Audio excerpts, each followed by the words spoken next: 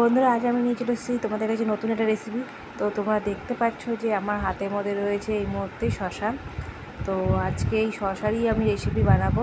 তো তোমরা দেখো পুরো ভিডিওটা, আর দেখার পরে একটা লাইক আর সাবস্ক্রাইব করে তোমরা কিন্তু ভুলো না বন্ধুরা। তো প্লিজ তোমরা আমার ভিডিওটা দেখো। তো আমি প্রথমে শশাগুলো চোকলাগুলো ছাড়িয়ে নিয়েছি। প্রত্যেকটা শশার চোকলাগুলো ছাড়িয়ে নেওয়ার পর তারপর দুটো সরু দিকে একটু একটু করে কেটে বাদ দিয়ে দিলাম।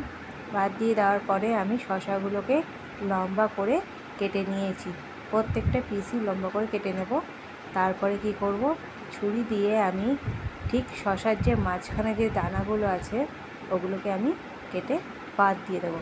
তো এগুলোকে এমনভাবে বার করতে হবে দানাগুলো, যাতে একটা দানাও ভেতরে না থাকে, পুরোপুরি পরিষ্কার করে নিতে হবে। তো এটাই হচ্ছে আজকে আমার রেসিপি। তো তোমরা তো লাউ ঘন্ট, মুড়ি ঘন্ট অনেক কিছুই করেছো, খেয়েছো।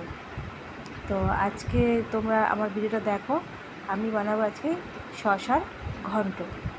তো শশার ঘন্ট করতে গেলে প্রথমে ওই জন্য আমি নিয়ে নিয়েছি শশা। আর এর জন্য আমি কি করছি, শশার যে দানাগুলোকে আছে আমি ছাড়িয়ে নিচ্ছি। তো এখানে আমি কচি শশা নিয়ে নিই, যেটা পাকা শশা হয়, বুড়ো যেটা বলে। তো সেই শশাটাকেই নিয়েছি, আর দানাগুলো আমি পরিষ্কার করে একদম ভালোভাবে আমি বার করেও নিয়েছি, তোমরা দেখতেই পেয়েছো। তো এইগুলো দানাগুলো যদি না বার করি তাহলে খেতে ভালো লাগবে না। তার জন্য আমি কী করলাম, দানাগুলো পুরো পরিষ্কার করে কাচিয়ে আমি বার করে নিয়েছি। তারপরে এরকম সরু সরু পিস করে এগুলোকে কুচিয়ে নিতে হবে। প্রত্যেকটা শশার পিসই আমি তাই করেছি, সরু সরু লম্বা লম্বা করে পিস পিস করে আমি কেটে নিয়েছি। আর তারপরে আমি কি করলাম, শশাগুলোকে আমি জলের মধ্যে একটু ধুয়ে নেব। জলের মধ্যে ধুয়ে জলটা ঝরিয়ে নিয়েছি।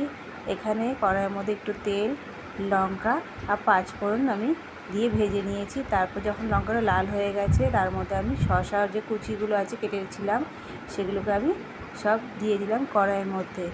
তারপরে আমি ওর মধ্যে নুন, হলুদ, জিরে গুঁড়ো, লঙ্কার গুঁড়ো আর দিলাম আমি সবজি মশলা। ধনে গুঁড়ো দেবো না এর মধ্যে। তো আমি এখানে সবজি মশলাটাই দিয়েছি। তো এটাকে দিয়ে আমি ভালো করে নেড়ে নেব। নেড়ে নিয়ে কি করব, আমি একটা থালা দিয়ে আমি চাপা দিয়ে দেবো।